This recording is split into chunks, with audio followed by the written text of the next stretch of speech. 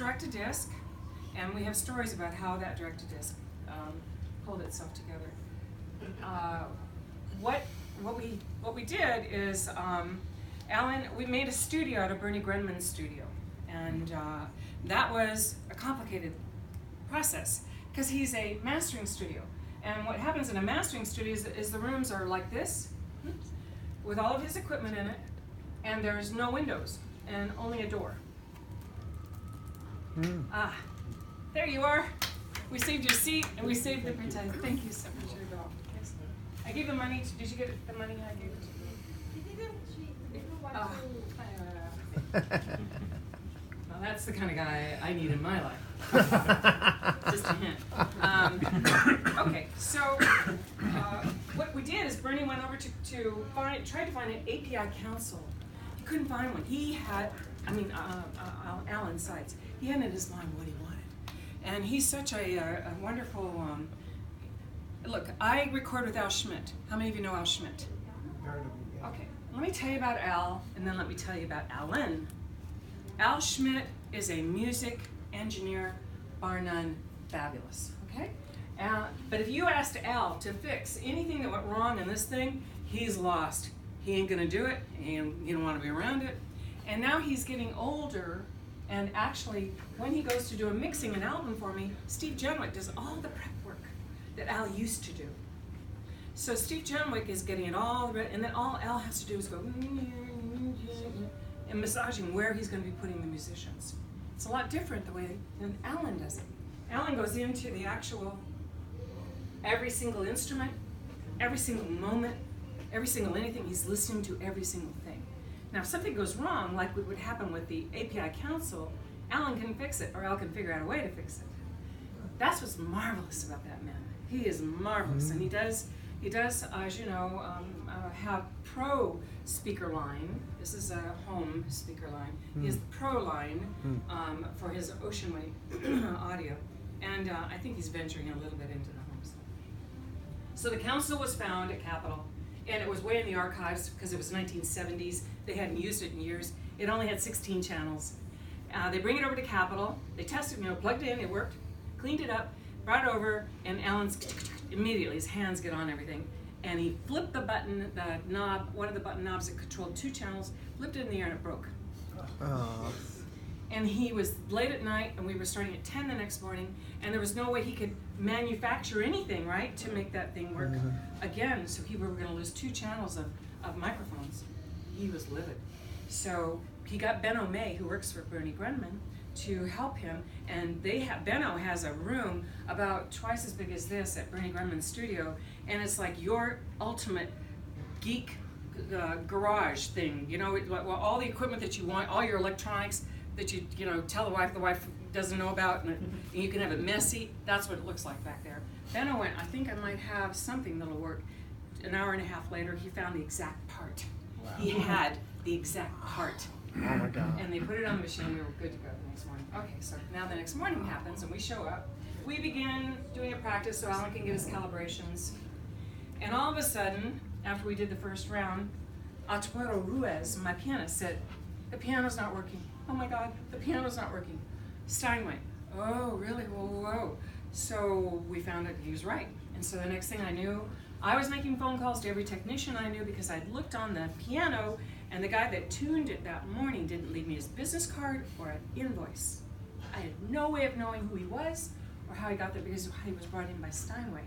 So I'm trying to call the Steinway artist rep, and he's sleeping in on Sunday with his girly girl. Okay. Meanwhile, we're all flying. I told the guys, go take a really long lunch, because I only had booked them from 10 to 1, a lunch break, 2 to 5. They had gigs that night. They had to go. 5 o'clock, they had to go. So I was lost. But anyway, I finally got a hold of the guy. I called the Steinway store, retail store, and said, help me get this guy out of bed. I don't know where he is. So he finally called me, and then he said, look, I've called around. I can't find anybody. There is one guy. We have one guy, but he just got out of heart surgery, or 4 bypass. He just literally got out of the hospital, Lynn. And so, geez. I said, can you ask him? So he said, he called the guy up, and the guy said, because he knew who I was working with, I'll be there. And he walked in with all those things to him. Oh my gosh. All of them. And he walked in the door and I went, oh, please don't have a heart attack on me. Oh, please don't have a hard time. No, no, no. So he went over and lifted it up the piano and he saw the pencil that was in there. And he pulled it out and then he had, of course you had to retune the piano, right? So he got that all retuned. The funniest part about all of that was while we were waiting for him to show up, there's Bernie sitting on the bench going, I think it's better. He kept pushing, he kept pushing the button over and over again to make it right. These are the things that can go wrong, right? So I lost the first session time. I lost from 10 to 1. I lost it. So we now had to do sides A and B of this direct-to-disc album from 2 to 5. 6 songs we had to get out from 2 to 5. You tell me how many artists will put a record out with 6 songs from 3 hours. We did 2 takes. 2 takes. So what you're hearing, now that's gonna be more complicated. I had bronchitis, I had a bad cold. It got worse the second day. We had to lower my key by 1 whole step. I'm really a baritone on day 2, which is sides C and D. And then what else happened? My microphone went out. My microphone collapsed. And we had to go back in Bernie's archives and find another microphone, which has been used on side D. So you hear a different microphone on that one. It was just, all I could see, if you can imagine, most artists who have labels, they would say to the artist, now honey, just go sit in the room over there and I'll figure it out for you. No, everybody's on me. Lyn, what are we doing? So, and then I have to get back and sing. So you see, when you're a producer and you're also the singer, it's really hard. And so if you hear something on this album that sounds intriguing to you, just know there was a lot of work behind it. And a lot of heart went into this. My musicians, I can't believe it, in that 2-hour span, they relaxed, and you're going to hear them get into it. Most of the time when musicians know they're going to be recorded, they tighten up and they go into atrophy mode. I had a Venezuelan on piano, a Venezuelan on drums, and a Cuban on percussion. We're in, Lyn, no problem. Okay, now they threw me in a room like this, but the guys were out together in another area. John Cudini, however, was in that storage room with all the junk. They threw him back there.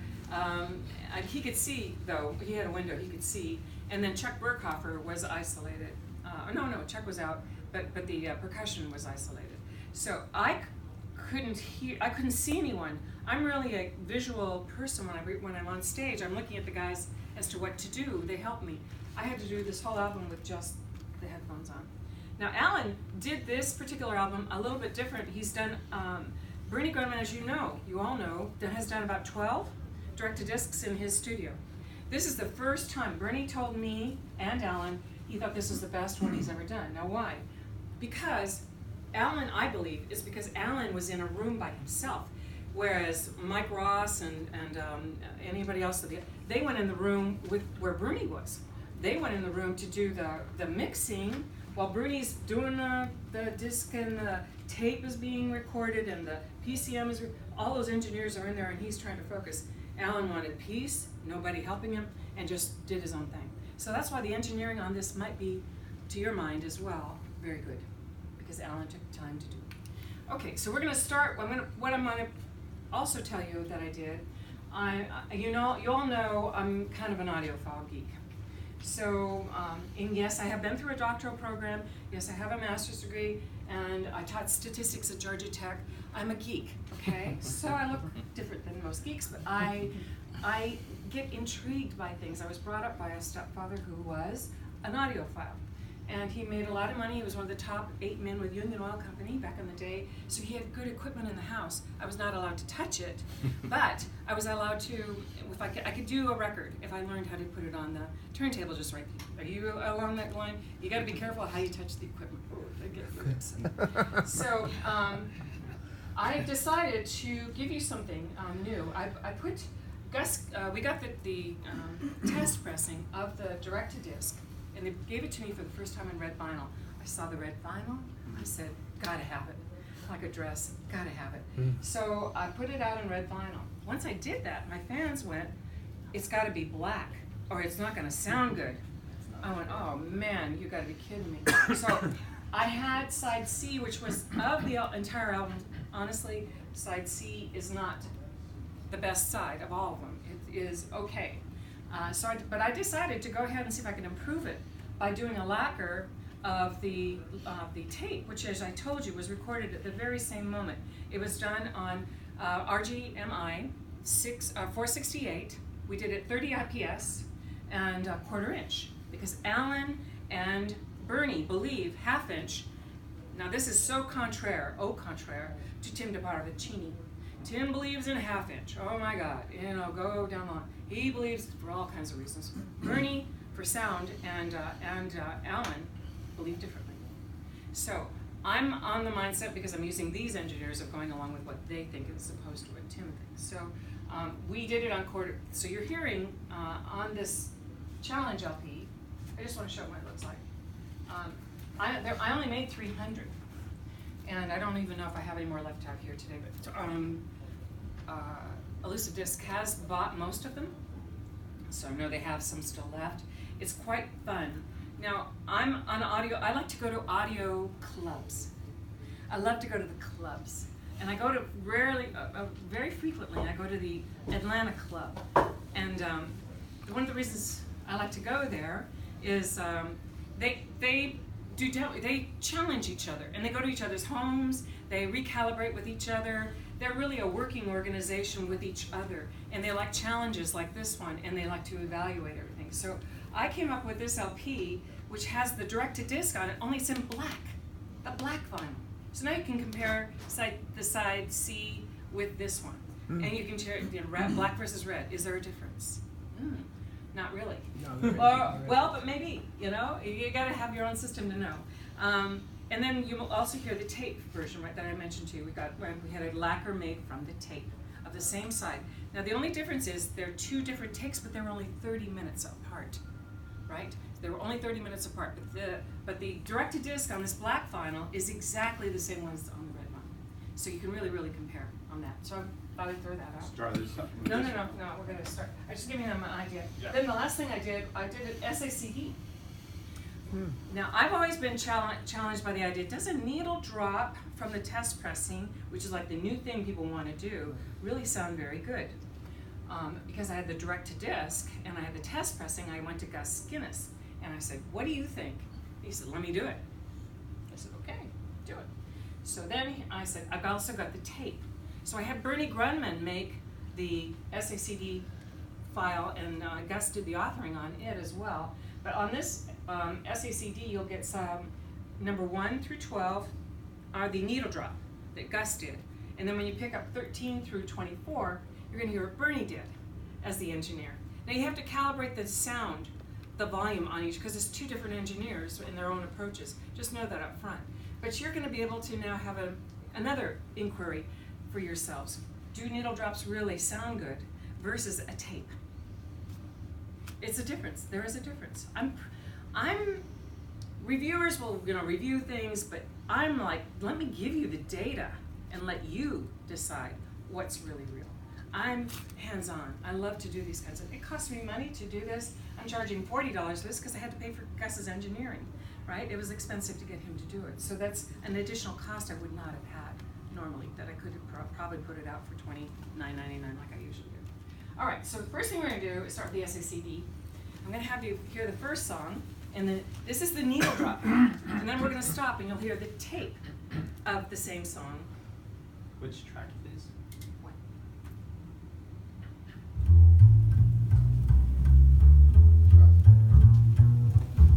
Well, if you ever plan to motor west, just take my way, it's the highway, that's the best.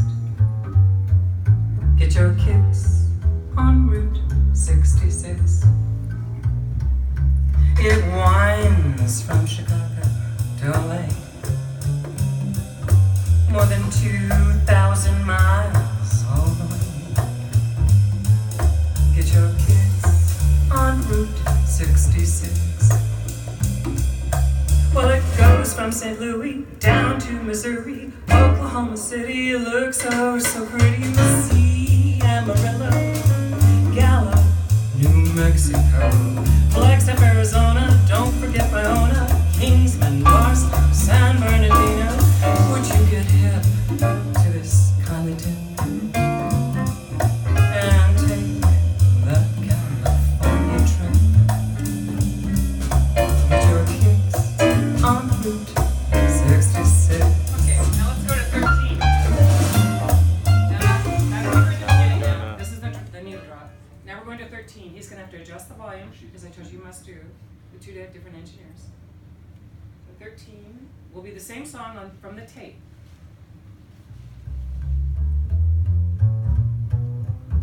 Well, if you ever plan to motor west, just take my way, it's the highway, that's the best. Get your kicks on Route 66. It winds from Chicago to LA, more than 2,000 miles all the way. Get your kicks on Route 66. Well, it goes from St. Louis down to Missouri, Oklahoma City. It looks oh so pretty. You see Amarillo, Gallup, New Mexico, Flagstaff, Arizona. Don't forget Iona, Kingsman, Barstow, San Bernardino. Would you get hip to this kindly tune? Now this bass player played for Bobby Troop. Bobby Troop wrote the song. He played for Bobby when he was 19 on tour. On Route 66. Part of the record group. Here's the next photo. So now we're going to go to the disc.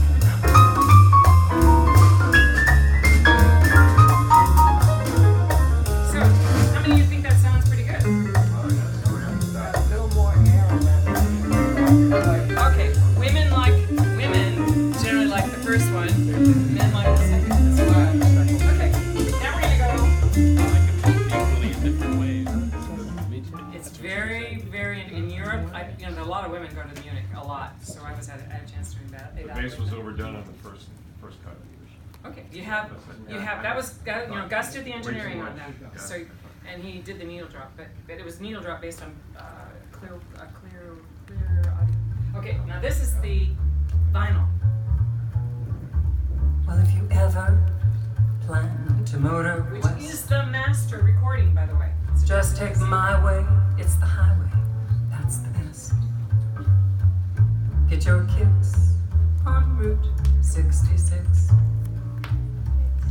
It winds from Chicago to LA, more than 2,000 miles all the way. Get your kicks on Route 66.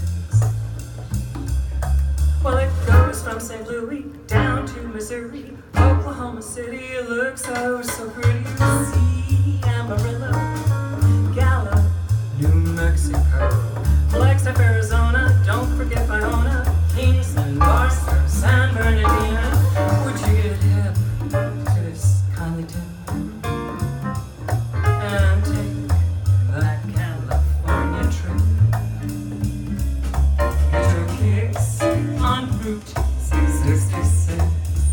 So, my ear, this is how the band sounded. It's more true to the band, without artifacts of augmentation.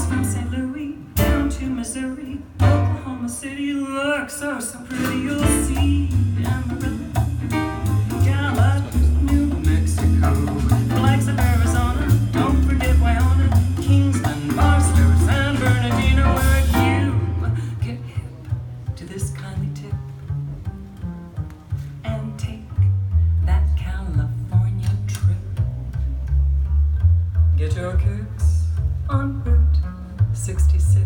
I'm gonna let this song go all the way through because I want you to feel what we had to go through between songs. 66. There was no stopping. Let's meet on Route 66. So we completed the song and we began counting silently. Your page is turning. There's one. We start again. I couldn't take a drink. I couldn't prepare. I had to rethink just the song. When we take a drink, the breaks. This is much harder than being on stage. Now you may think I'm fooling for the foolish things I do. You may wonder how come I love you when you get on my nerves like you do. Well now baby you know you bug me. There ain't no secret about that. Just come on over here and hug me. And baby I'll spill the facts. Well honey, it ain't your money, 'cause baby I've got plenty of that. I love you for your pink habit, Russian velvet seats, riding in the back, oozing down the street, waving to the girls, feeling out of sight, spending all our money on a Saturday night. Honey, I just wonder what you do there in the back of your pink Cadillac. Now, Maro's starting to get into it. He's starting to relax.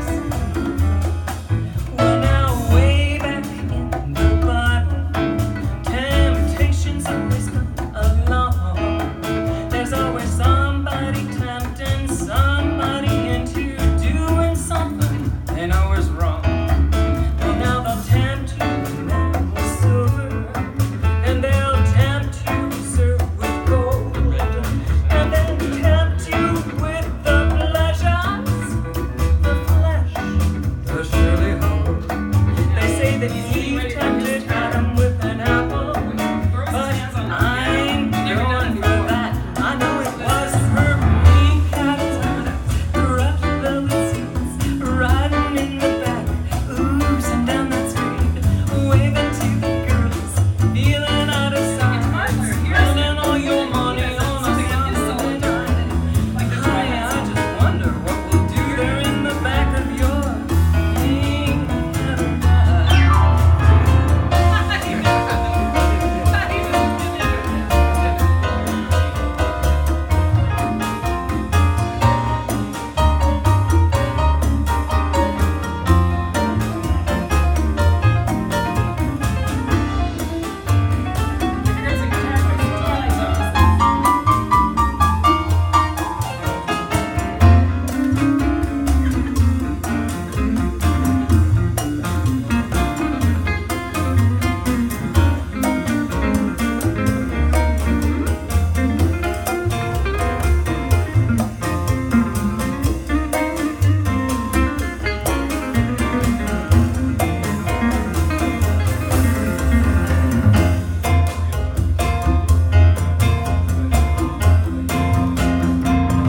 Now, some folks say it's too big, and it uses too much The gas. story about this song, Some folks I wouldn't have had an album because Mr. Bruce Springsteen was very difficult to get a mechanical license from. I never expected that. All of my songs I get in Harry Fox approves of them immediately, whereas Bruce is different. Bruce goes through United and you have to go through Brucey Boy, and he wanted to know what album, who I was, my background, where it was his song was going to be on my album, but who was playing on it. He wanted a copy of it. And it took 2 weeks to get through the time to be able to sit down and listen and finally say, okay. I immediately bought 4,000 rights when they offered it to me because I didn't want to have to go back through him again, right? Mr. Control. Now I know why he did the Billy thingies, you know, he's so controlling. Wow. So, anyway, but it got done and we have an album now as a result. So, it is interesting. You know, you have to get Process approval. of getting All the permission from approvals. other artists.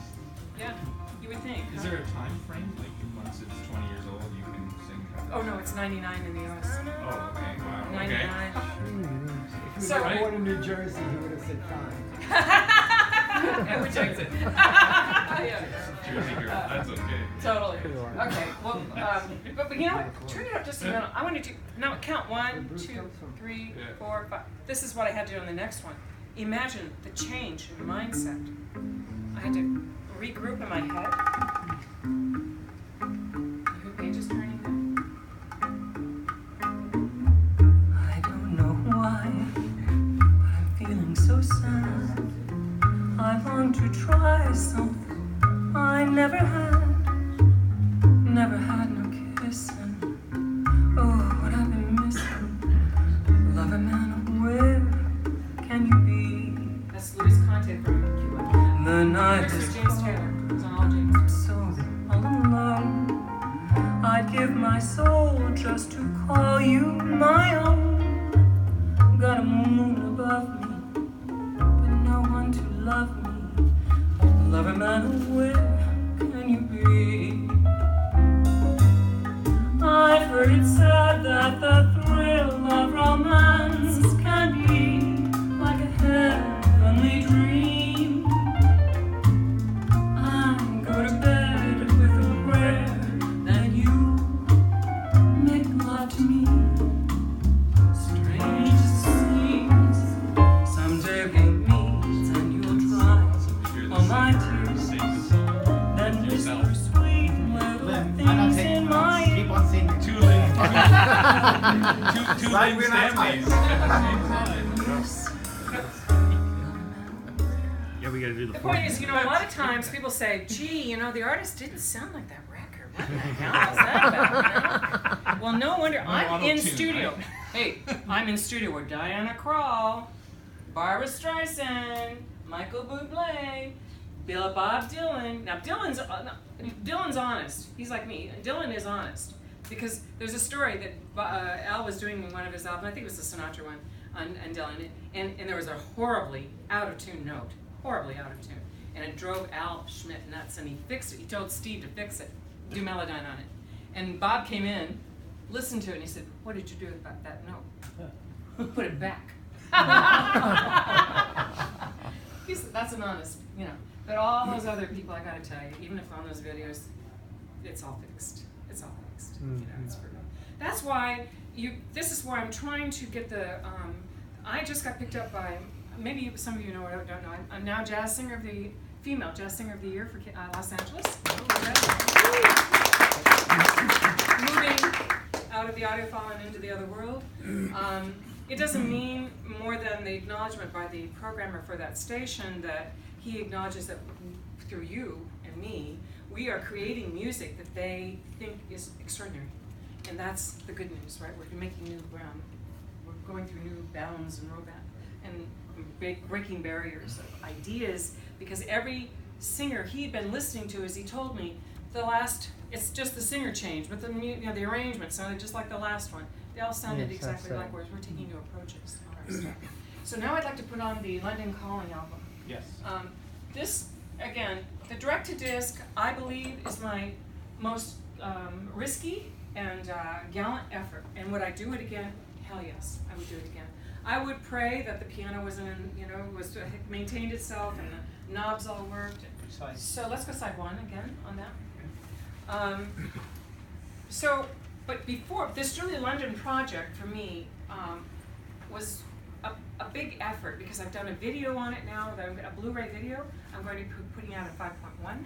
Alan's done the mixing on it. I recorded it at Capitol with an audience in Studio A, which is the studio at Capitol, and I'm just calling it Lyn Stanley Live Jazz at Studio A. That's going to be the title of but it's going to be my songs to the Julie London tribute brought together in one show. And now this is a black vinyl.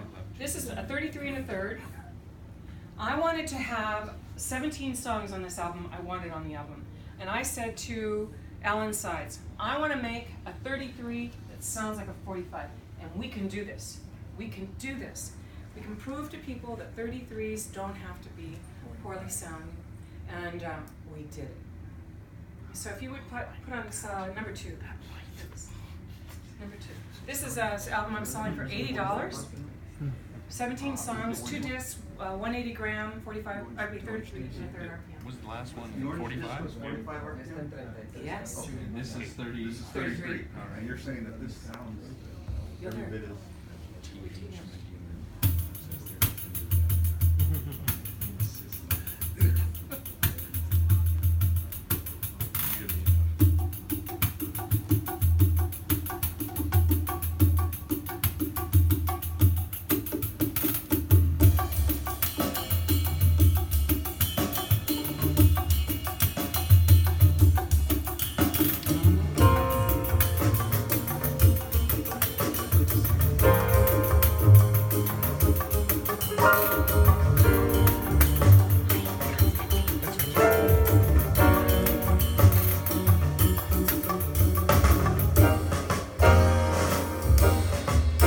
Call me irresponsible, call me unreliable, throw in undependable too. Do my foolish alibis over you? Well, I'm not too clever, I just adore you. Call me unpredictable. Tell me I'm impractical. Rainbows I'm inclined to pursue. Call me irresponsible. Yes, I'm unreliable, but it's undeniably true. I'm irresponsibly mad for you.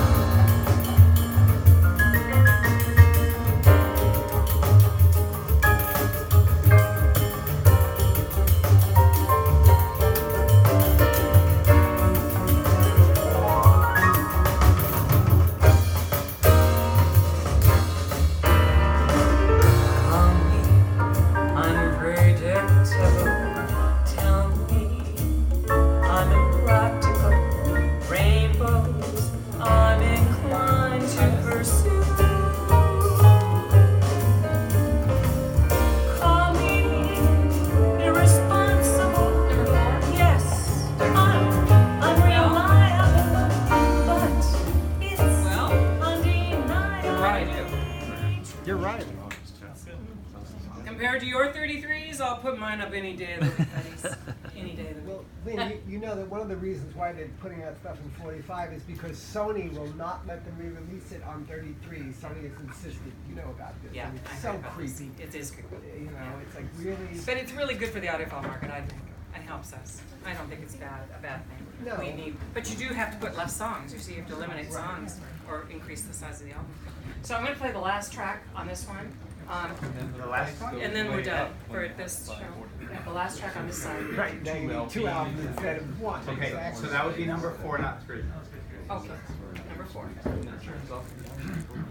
So I mentioned to you, or maybe I didn't mention this part. Both of these albums, the arrangements, I did not hire an arranger. We did it as a band. When I had that one you just heard, Call Me Irresponsible, I said the 2 percussionists that were in the room, I said I want something unusual, and I want it to be so that they have no idea what song is going to come into play. And I want it to be percussion galore on their speaker system so they can hear lots of different tones coming out of their. I'm recording to you for your needs, you see? And so they came up with it. I go, no, I don't like that. No, I don't like that. Yeah, I like. Now this song, number 4 track on side 1, I said to them, I'm going to do this song. This song is played at weddings. I do not know why it's played at a wedding. What in the hell are they thinking? So I said, let me really slow this sucker down and let people really hear the words on it, because I think they won't ever play it at a wedding again.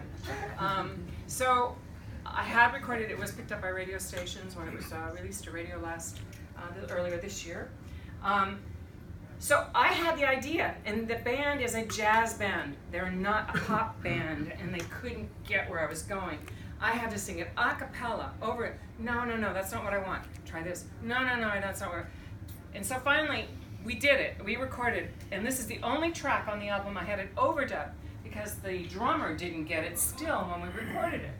I didn't like it, and so I went to the percussionist, the Venezuelan, Aron Safarte, and I said, he was in New Mexico, flying out, and I was in session, and I said, can you get here as soon as you can? He said, I'll get off the plane and come directly to you, and he had some gizmo with him, and he started doing this. We overdubbed it, and this is the sound he created, which is an African sound, the same day. So here it goes, if you can put it on. This is track number 4. You need it louder. Bet you're wondering how I knew. That is him. That's when he came up to replace the drum work. About your plans to make me blue. If you ever hear this at a wedding, go, why?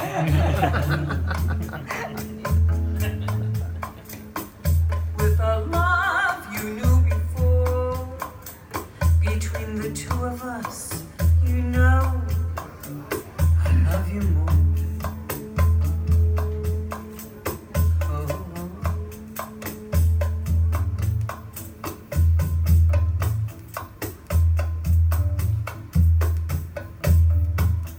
Took me by surprise. Yeah, this is a I must 33. say, when I found out yesterday, don't you know?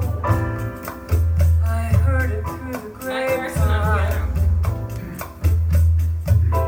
Not much longer would you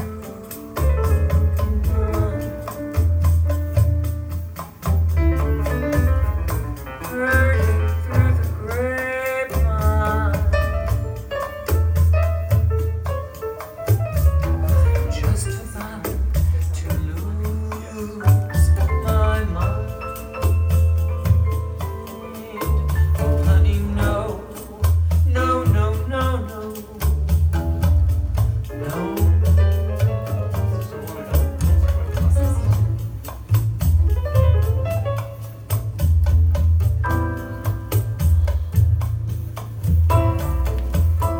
I'm about to cry because these tears I can't hold inside. Losing you and my life, you see, 'cause you mean that much to me.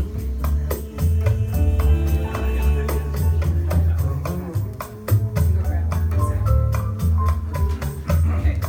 We're going to play now the SACD version of the album. Just one last song. Could have told me yourself that you love someone else instead. I watched it enough to see how they did it. I don't think I'd be in trouble.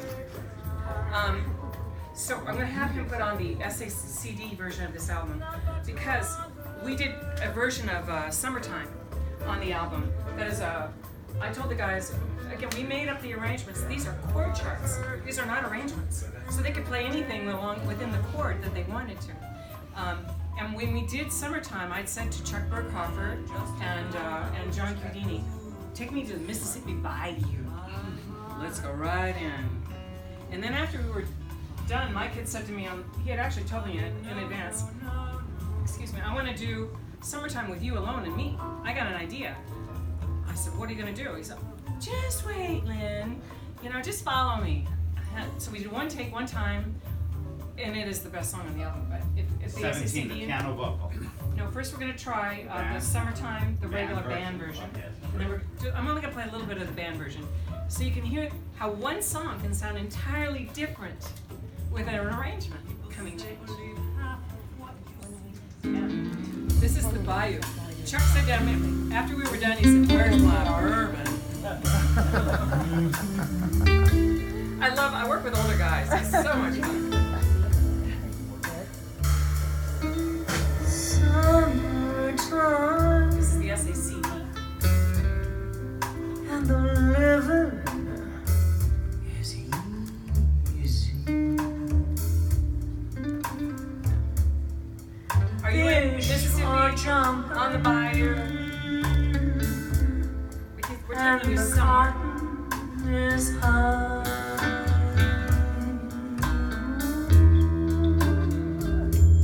Oh, your daddy, he's rich, and your mama's good looking.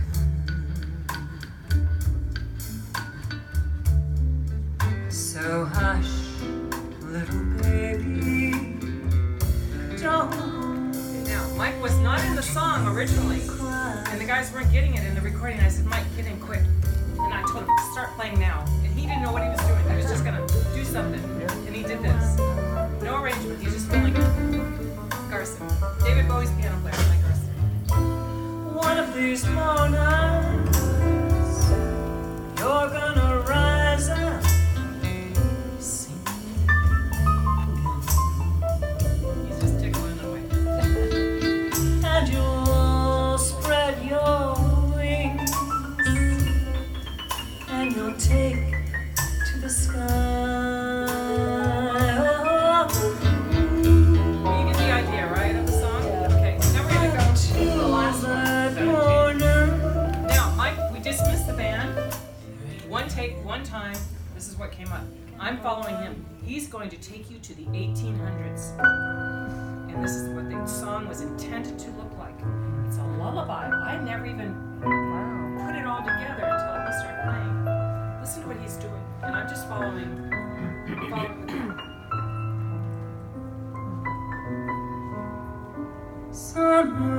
Summertime, and the living is easy.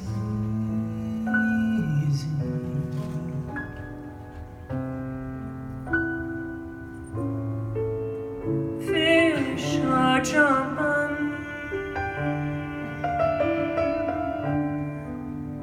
and the cotton is hung. Wait till you hear the solo. Unbelievable. The song got 5 out of 5 from the Absolute Sound. Oh, your daddy's rich, and your mama's good looking.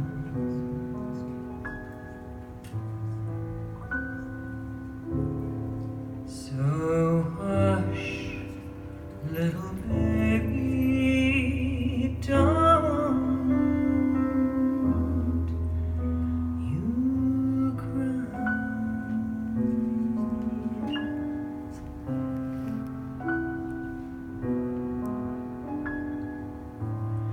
One of these mornings, you're gonna rise up singing.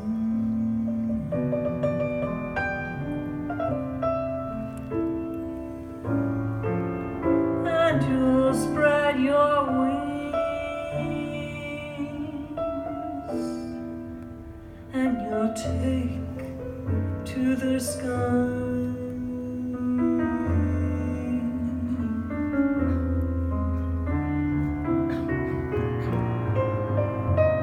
But till that morning, there ain't nothing can harm you.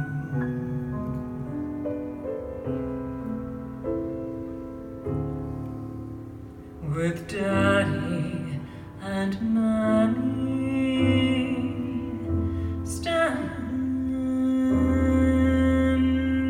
by.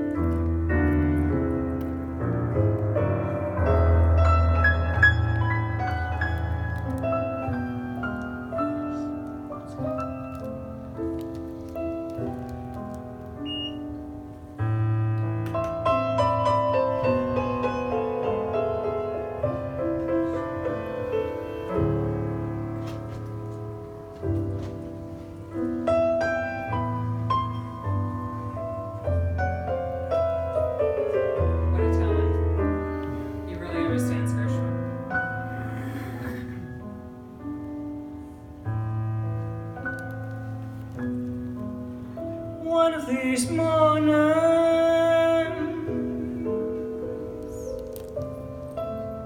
you're gonna rise up singing,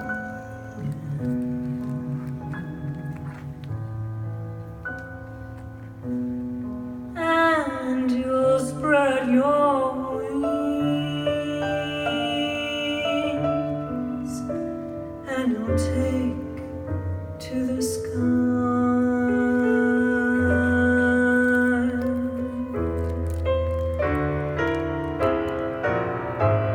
But till that morning,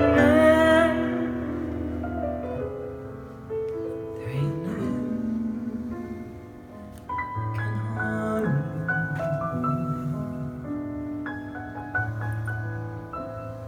you. With Daddy and Mommy standing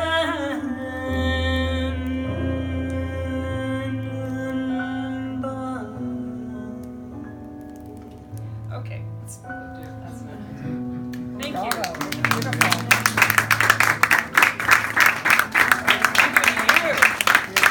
I want to introduce, if you would, Julian and the Margelis team here. Carlos, maybe you can introduce your equipment and give them an understanding of what we've been listening to. Thank you very much. Well, And- firstly, thank you, Lynn. Yeah, my pleasure.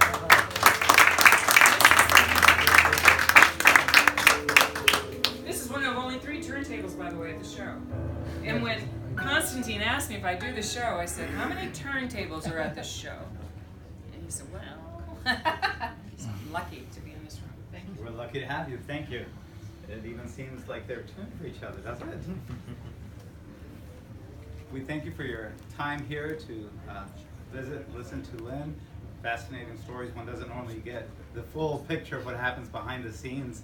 And in terms of what happens behind the scenes at Margulis, well, it's a family-owned enterprise, has been in the audio electronics industry for literally 102 years, 30 plus, almost 35 years in high-end audio electronics with the Margulis line. Julian Margulis is our president and chief engineer, 3rd generation. Jacob, somewhere, I think he stepped out, is 4th generation, and I'm happy to be a friend and a member of that team in the US for sales and support. And basically, just to give you a quick rundown of what we have here, we have our amplifiers, which you can see obviously are running as monoblocks. However, turn of the knob and they're stereo, or turn back and they're monoblocks. Flip of this toggle switch and you have ultralinear or triode modes.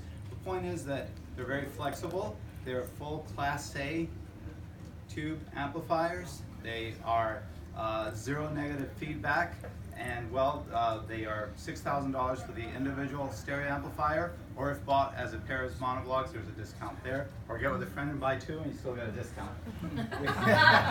Hey, why not?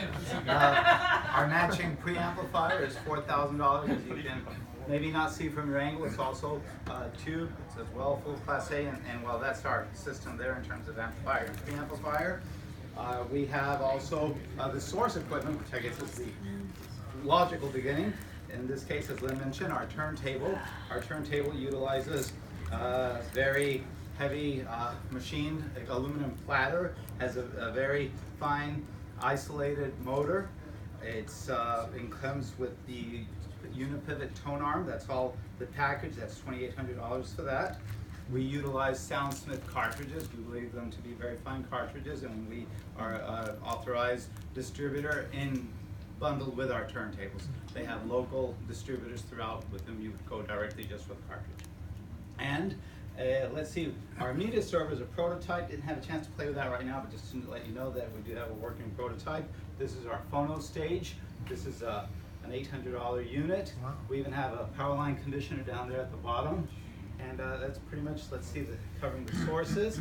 Our Oppo player here is courtesy of Constantine, so we'd be able to do the SACD playback.